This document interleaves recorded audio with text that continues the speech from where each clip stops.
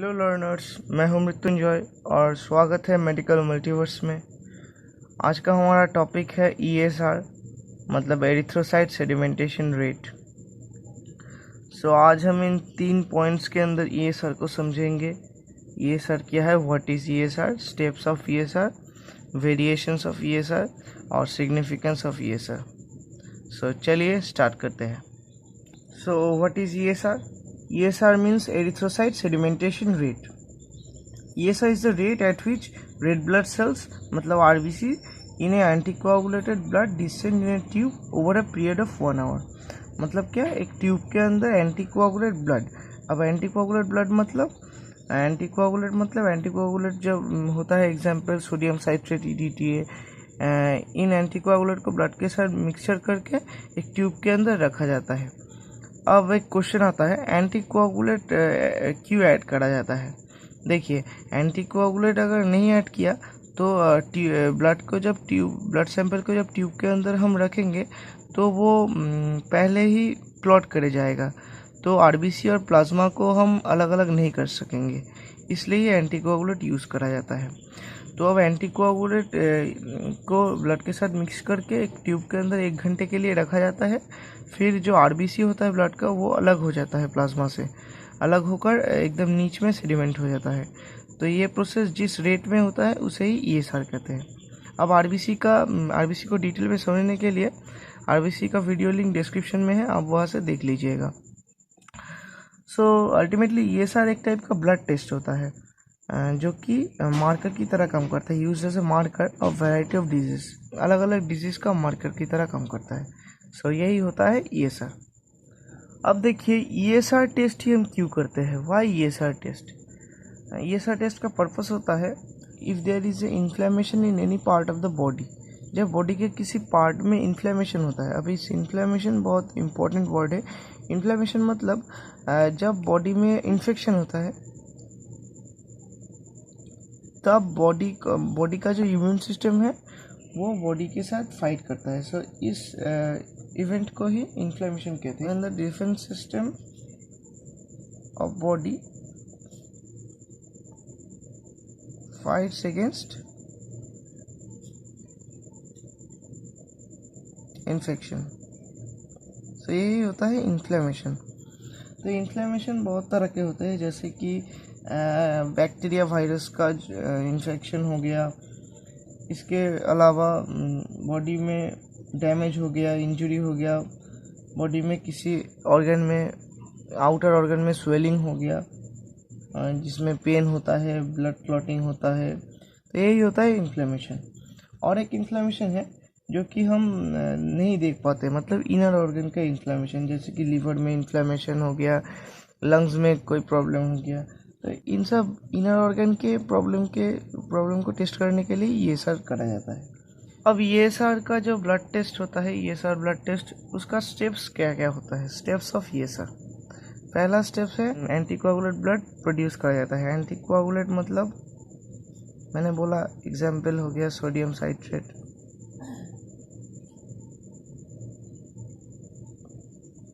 EDTA,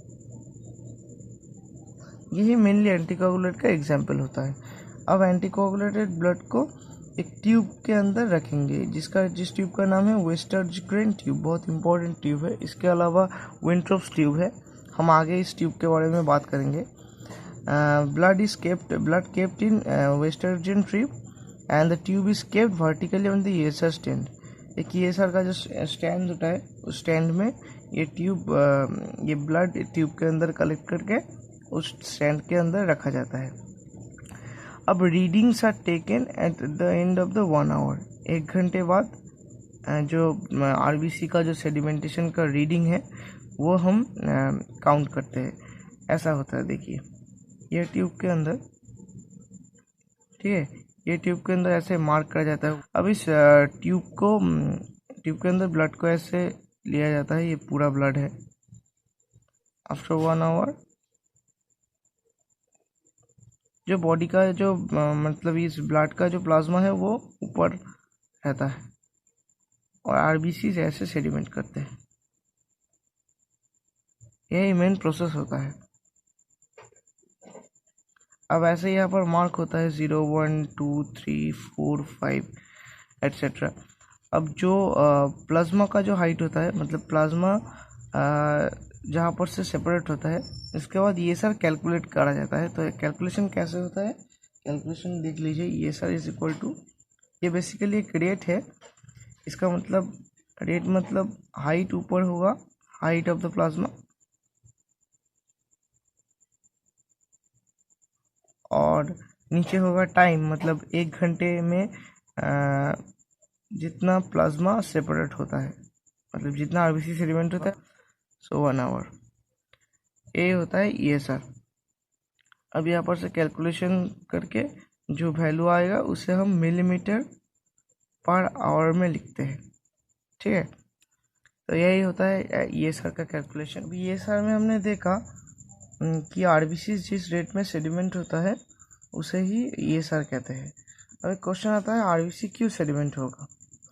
body में जब inflammation होता है तब प्लाज्मा प्रोटीन जो होता है फिब्रिनोजन ग्लोब्यूलिन वो बढ़ जाता है, इसलिए ESR भी बढ़ जाता है।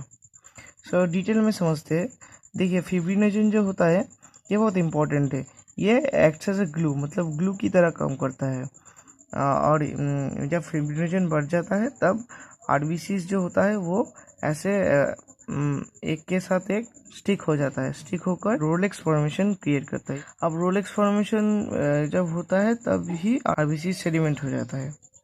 तो देख लीजिए रोलेक्स फॉर्मेशन में ऐसा क्या है। देखिए एक आरबीसी का जो मान लीजिए सरफेस एरिया है 150 माइक्रोस्क्वायर।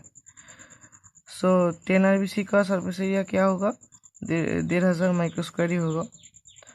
अब रोलेक्स में क्या होता है, रोलेक्स में सरफेस एरिया घट जाता है, घट के मान लीजिए 600 माइक्रोस्क्वायर हो गया। सो क्या होता है, सरफेस एरिया जो होता है वो डिक्रीज करता है, सरफेस एरिया। अब सरफेस एरिया डिक्रीज करेगा तो जो रिलेशन के अकॉर्डिंग डेंसिटी, जो रिलेटिव डेंसिटी है वो इंक्रीज करेगा, डेंसिटी इंक्रीज करेगा।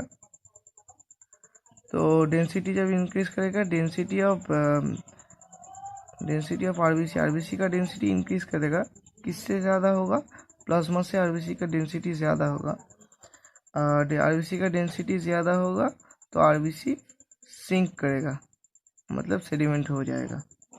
तो यही है रोलेक्स फॉर्मेशन का फंडा, जिसके लिए आरबीसी सेडिमेंट हो जाता है। हमने देखा प्लाज्मा का जो फिब्रिनोजन है उसके वजह से आरबीसी का सेडिमेंटेशन होता है ESR में। अब कुछ एंटी सेडिमेंटेशन फैक्टर्स भी है जो ESR को कम करता है। रीज़न क्या है, negative charges on the surface of RBC, मतलब आरबीसी के सरफेस में नेगेटिव चार्ज रहता है। ये मान लीजिए बाइकॉनकेव आरबीसी है, ये भी बाइकॉनकेव आरबीसी है। अब देखिए इसके सरफेस में हर जगह पर ऐसे नेगेटिव चार्जेस है, तो इसलिए ये क्या करेगा, ये रिपेल करेगा, ठीक है। तो इसलिए वो जो रोलेक्स फॉर्मेशन है, स्टिकी फॉर्मेशन, वो नहीं होता है। अब क्वेश्चन आएगा कि आरबीसी के सरफेस में नेगेटिव चार्जेस कैसे आया। तो देख लीजिए, आरबीसी एक सेल है, सेल का जो मेम्ब्रेन होता है वो लिपिड बाइलेयर से फॉर्म होता है, लिपिड बाइलेयर। लिपिड का एक ऐसा हेड होता है, मान लीजिए ये मेम्ब्रेन है, तो ऐसा हेड होता है और ऐसा टेल होता है, और ऐसा बाइलेयर मतलब एक और लिपिड ऐसे फॉर्म करता है। तो ऐसी तरह लिपिड रहता है लिपिड बाइलेयर में। तो ये होता है आरबीसी का मेम्ब्रेन।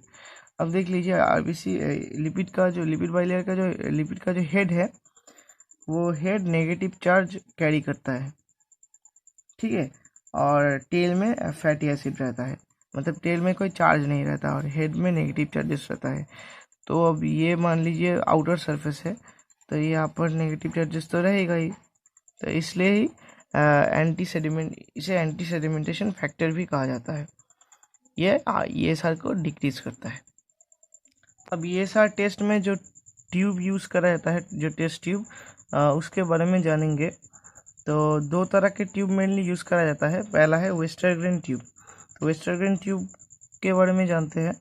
वेस्टर्न ट्यूब के मतलब दोनों ही एंड ओपन होते हैं, मतलब ये एंड और ये एंड दोनों ही एंड ओपन होता है ऐसे, ठीक है। ये एक वेस्टर्न ट्यूब मैंने ड्रॉ किया है।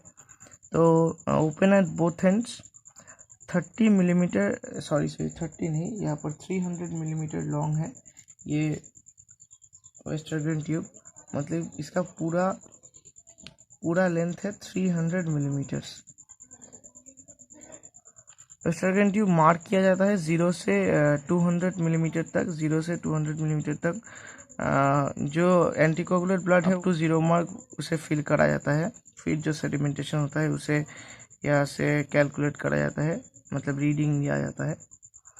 इंटरनल जो डायमीटर है, मतलब ये इंटरनल डायमीटर ये होता है अप्रॉक्स 2.45 मिलीमीटर।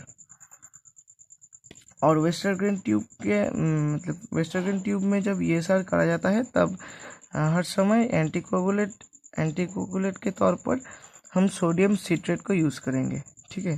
तो यही होता है वेस्टर्न ट्यूब। ज़्यादातर ये सार में वेस्टर्न ट्यूब ही यूज़ करा जाता है। और एक ट्यूब है जिसका नाम है विंट्रोप्स ट्यूब। अब विंट्रोप्स ट्यूब के अंदर हम एंटीकोगुलेट के तौर पर सोडियम सिट्रेट नहीं, हम इसमें EDTA यूज़ करेंगे, ठीक है। तो यही होता है विंट्रोप्स ट्यूब का डिफरेंस। और भी कुछ डिफरेंस है, जैसे कि ये वेस्टर्न ट्यूब बोथ एंड में ओपन रहता है, पर विंट्रोप्स ट्यूब एक एंड में ओनली ओपन रहता है, open only in one and. Upper and में ये ओपन रहता है, इस अपर एंड में, और नीचे में ये क्लोज रहता है। अब ज़्यादातर हमने वेस्टर्न ट्यूब ही यूज़ करते हैं क्योंकि ये मोर सेंसिटिव होता है विंट्रोप्स ट्यूब के डिफरेंस में, ये लेस सेंसिटिव होता है, इसलिए वेस्टर्न ट्यूब ही ज़्यादातर यूज़ करते हैं हम। तो ये सार का नॉर्मल वैल्यू जान लेते हैं। वेस्टर्न ट्यूब में हम ये सार करेंगे तब मेल में ये सार होगा अप्रॉक्सली 4 मिलीमीटर पर आवर, फीमेल में होगा 8 मिलीमीटर पर आवर। अब जब हम विंट्रोप्स ट्यूब में ये सार करेंगे तब मेल में 0 से 9 मिलीमीटर पर आवर होगा और फीमेल में 0 से 20 मिलीमीटर पर आवर। अब ये सार के वेरिएशंस के अकॉर्डिंग जो डिजीज़ होता है, जो एबनॉर्मलिटीज़ होता है हमारे शरीर में, वो जान लेते हैं। ये सर कब ज़्यादा हो जाता है, मतलब पहला है बॉडी में जब इन्फ्लेमेशन होता है, मतलब इन्फेक्शन होता है। बॉडी में इन्फेक्शन हुआ तो बॉडी का जो फिब्रिनोजन है वो बढ़ जाता है, IgG मतलब इम्यूनोग्लोबिन बढ़ जाता है, तो तब ये सार भी बढ़ जाता है। इन्फ्लेमेशन का एग्जाम्पल हो जाता है इन्फेक्शन, मतलब कई तरह के इन्फेक्शन, र्यूमाटॉइड आर्थराइटिस, ट्यूबरक्यूलोसिस, ये है एग्जाम्पल। अब दूसरा वाला है एनीमिया। देखिए एनीमिया जब होता है हेल्दी आरबीसी घट जाता है, लेस आरबीसी लेस हो गया तो आरबीसी का जो मतलब नेगेटिव चार्जेस है वो भी घट जाता है, less negative charge. So less negative charge मतलब हमने पढ़ा कि नेगेटिव चार्ज है एंटी सेडिमेंटेशन फैक्टर। अब नेगेटिव चार्ज अगर घट जाए तो सेडिमेंट फास्टर होगा, तो सेडिमेंट्स मच ज़्यादा सेडिमेंट होगा। अब अगला जान लेते हैं मैक्रोसाइटोसिस। मैक्रोसाइटोसिस में आरबीसी बढ़ जाता है साइज में, तो आरबीसी बिगर हो जाता है। तो आरबीसी अगर साइज में बढ़ जाएगा तो आरबीसी का जो स्टिकी फॉर्मेशन है, मतलब रोलो फॉर्मेशन, वो बहुत अच्छा होगा। साइज अगर बढ़ जाए तो मोर स्टिकी हो जाएगा आरबीसी। तो रोलो फॉर्मेशन अगर अच्छा होगा तो ये सार भी बढ़ जाएगा। उसके बाद आता है मैलिग्नेंसी, मतलब कैंसरस जो डिजीजेस है, मैलिग्नेंसी में भी ये सार ज़्यादा होता है। अब अगला है एज्ड पर्सन, मतलब ज़्यादा एज्ड पर्सन का ये सार एडल्ट के ये सार से ज़्यादा होगा। अब इसके बाद है आफ्टर मील, मतलब खाने के बाद ये सार बहुत ज़्यादा है। इसलिए जब ये सार का टेस्ट होता है तब डॉक्टर्स हमें बोलते हैं कि अच्छे से खा के आना, मतलब अच्छे से खाने के बाद ही ESR टेस्ट किया जाता है, क्योंकि ESR उस समय ज़्यादा होता है। अब इसके बाद है प्रेगनेंसी, ESR भी ज़्यादा होता है। ये हो गया ESR का इंक्रीज, ESR इंक्रीज होने में जो डिजीज़ होता है। अब देख लेते हैं ESR डिक्रीज में क्या क्या होता है। ESR कब कब डिक्रीज होता है? ESR डिक्रीज होता है, पहला है पॉलीसाइथेमिया। पॉलीसाइथेमिया में RBC का जो क्वांटिटी है वो ज़्यादा हो जाता है, RBC ज़्यादा हो जाता है। अब RBC ज़्यादा होगा तो नेगेटिव चार्जेस भी ज़्यादा होगा, तो ESR डिक्रीज करेगा। इसके बाद है सिकल सेल एनीमिया। हम जानते हैं सिकल सेल में RBC का जो स्ट्रक्चर है वो ऐसा हो जाता है। तो ऐसा स्ट्रक्चर के दौरान RBC रोलो फॉर्मेशन मतलब स्टिकी फॉर्मेशन नहीं कर पाएगा, इसलिए ESR भी कम होगा। कांट फॉर्म रोलेक्स नहीं फॉर्म कर पाएगा। इसके बाद है स्पेरोसाइटोसिस। स्पेरोसाइटोसिस में RBC का स्ट्रक्चर ऐसे गोल हो जाता है, तो ऐसे गोल गोल RBC खुद के अंदर जो स्टिकी फॉर्मेशन है वो नहीं कर पाएगा। इसके बाद है hyper viscosity syndrome. Hyper viscosity में क्या होता है? हाइपर विस्कोसिटी में RBC का नंबर भी इंक्रीज होता है, तो RBC अगर इंक्रीज होगा तो देखा हमने नेगेटिव चार्जेस भी इंक्रीज होगा, और नेगेटिव चार्जेस इंक्रीज होगा तो ESR घट जाएगा। अब ESR का सिग्निफिकेंस जान लेते हैं। हमारे डेली लाइफ में ESR क्या काम कर सकता है। पहला है increased ESR indicates the presence of a disease. मतलब ESR टेस्ट करके हम जब देखेंगे कि ESR ज़्यादा है तो हम एज्यूम कर सकते हैं कि बॉडी में कुछ ना कुछ डिजीज़ है, तब हमें डॉक्टर को दिखाना चाहिए। अब बेसिकली ESR टेस्ट के साथ CRP टेस्ट नाम का एक टेस्ट करा जाता है। ये भी एक टाइप का ब्लड टेस्ट होते हैं। CRP मतलब है सी रिएक्टिव प्रोटीन टेस्ट। तो according to doctors recommendation, doctor अगर कहेंगे तो ESR के साथ CRP टेस्ट हम कर सकते हैं। इसके बाद वाला है in the course of A treatment if ESR decreases it is assume that the patient is improving. अगर एक डिजीज़ का ट्रीटमेंट हो रहा है, ट्रीटमेंट जब हो रहा है, ट्रीटमेंट के बाद अगर आप ESR टेस्ट करें और ESR अगर डिक्रीज करे मतलब ESR घट जाता है, तो हम एज्यूम कर सकते हैं कि जो पेशेंट है वो इम्प्रूव कर रहा है। Last significance, if a person with tumour has high ESR। मान लीजिए एक पर्सन का जिसका ट्यूमर है उसका ESR हाई है, तो हम सस्पेक्ट कर सकते हैं, must be suspected as malignant. तो हम सस्पेक्ट कर सकते हैं कि वो ट्यूमर मैलिग्नेंट हो रहा है, मतलब वो कैंसरस हो रहा है।